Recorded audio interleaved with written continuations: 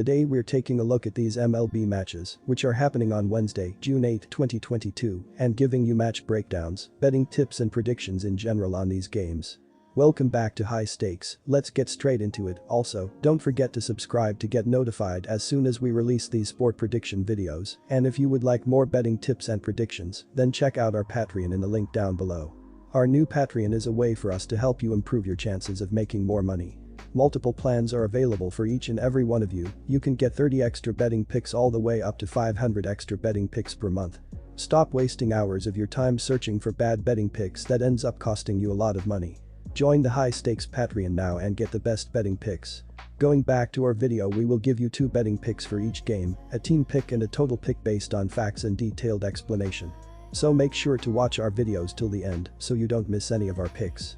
Kansas City Royals vs Toronto Blue Jays. Our team pick is Blue Jays minus 1.5 runs, and here is why. The Blue Jays have been hot over the past couple of weeks but have failed to gain any ground on the front-running New York Yankees. What they have done, however, is take a stranglehold on a wild-card spot with a 4.5 game lead in the playoff race.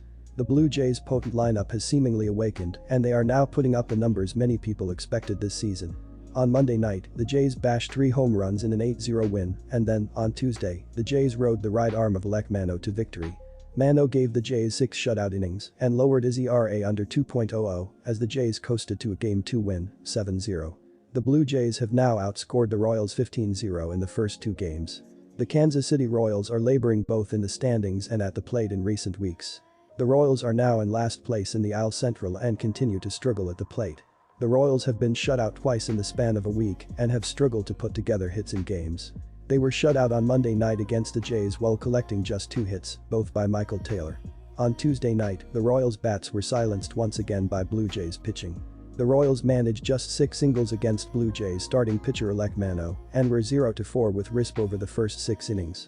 Tuesday night marked the second straight shutout loss for the Royals and the third time they've been shut out in 6 games. The red-hot Blue Jays will bring their high-octane offense into the series finale on Wednesday. They are hitting near .300 and will set their sights on the young right-hander in this matchup. Singer had been effective leading into his last start, but he was hit hard by the well-balanced Houston attack. He faces a similar lineup in this matchup, and I expect more of the same.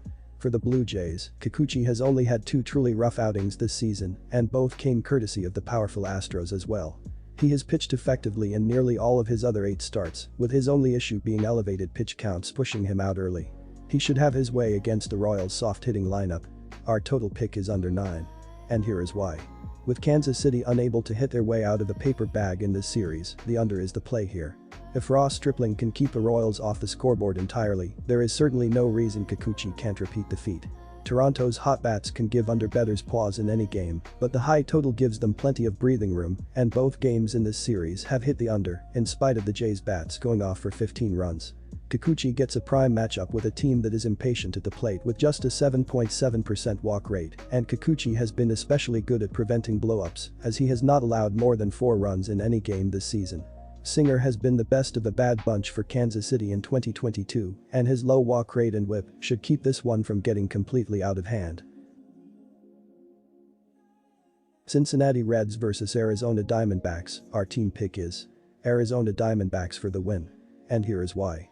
Arizona struggled at the plate in the opener of this series Monday night, and that sent them to their 3rd straight loss and 4th in the last 5 games. The Diamondbacks entered Tuesday night 4th in the NL West, 10 games behind the Dodgers for the top spot in the division race. On Monday night, Arizona got a leadoff single from Dalton Varsho, who was erased on a caught stealing. That proved to be the lone hit for the Diamondbacks in the loss as they were handcuffed at the plate. The lack of offensive production sent Madison Bumgarner, 2-5, to the loss on the mound. He allowed 4 runs on 8 hits with 2 walks and 4 strikeouts over 5 innings of work. Cincinnati snapped a 3-game slide as they took care of business in the opening game of this series Monday night.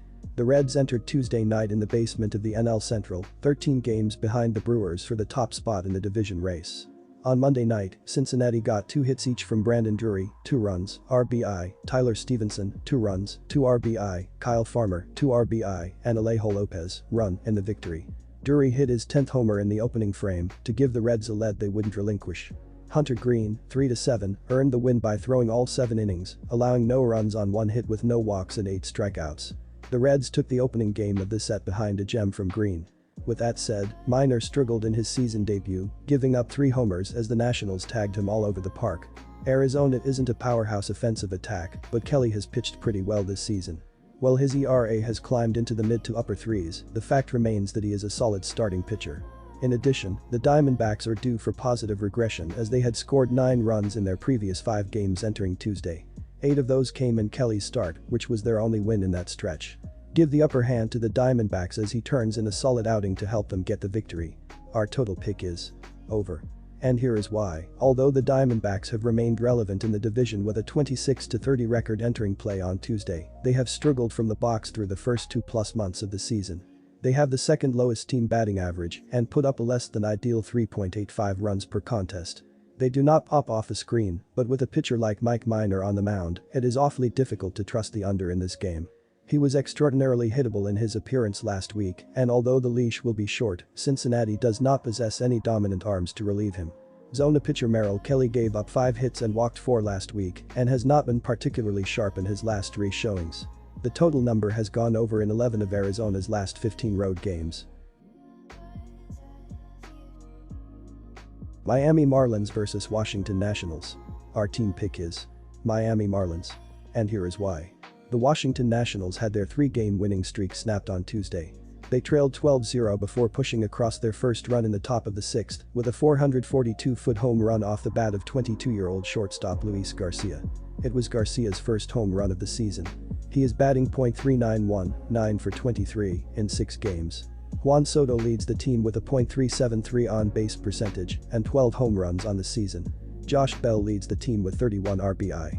The Miami Marlins scored 5 runs in the bottom of the 2nd, 5 runs in the bottom of the 4th, and 2 runs in the bottom of the 5th inning to jump ahead 12-0 and cruise the rest of the way on Tuesday.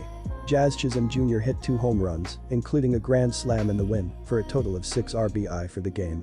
Jorge Soler and Nick Fortes both homered in the win. Chisholm Jr. has 10 home runs on the season and leads the team with 37 RBI and 9 stolen bases on the season. Soler leads the team with 29 RBI and 12 home runs. The Marlins have won 6 out of 7 games against the Nationals this season, and I expect more of the same on Wednesday. Gray has pitched well at home, but Washington has a 4.65 bullpen ERA, which is the 4th worst in MLB, and the defense is the 3rd worst in MLB, with -23 defensive runs saved. Alcantara has pitched at least 7 innings in his last 5 starts and has a defense behind him that is 14th, with +11 defensive runs saved on the season. Our total pick is over the total. And here is why. The Nationals are averaging 4.11 runs per game and 4.83 runs per game on the road. They average 2.67 runs per game in their last 3 games against the Marlins. Even though Miami is giving up 4.31 runs per game at home, they are giving up 2.90 runs per game in games started by Alcantara and will hold the Nationals under their average in this game. The Marlins are averaging 4.33 runs per game and 4.42 runs per game at home. They average 5.67 runs per game in their last 3 games against the Nationals. With Washington giving up 5.86 runs per game on the road, the Marlins will score enough runs to push the score over the total. The Marlins and Nationals played over the total in 2 of their last 3 meetings.